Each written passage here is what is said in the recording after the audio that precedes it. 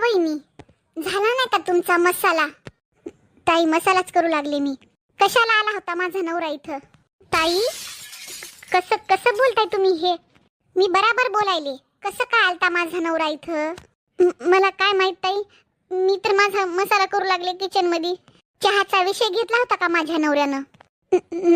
नाही ताई, घेतला नव्हता विषय. मग कशाला उभं केलं होतं माझ्या नवऱ्याला इथं? काय मी कधी उभं केलं ताई त्यांना? मग माझा नवरा आला ना काही विचारायला आणि बोलायला, तर सरळ आपण तिथून निघून जायचं. थांबायचं नाही, ऐकत बसायचं नाही तिथे उभं राहून. बरं ताई. आणि एवढं चांगलं व्हायचं नाटक करत जाऊ नका. बरं ताई, हो ताई, करते ना ताई. आपापला खाली मान घालून स्वयंपाक करायचा आणि वाढायचं आणि व्हायचं बाजूला. तिथं माझ्या नवऱ्यापुढे उभं राहून प्रदर्शन करायचं नाही स्वतःचं.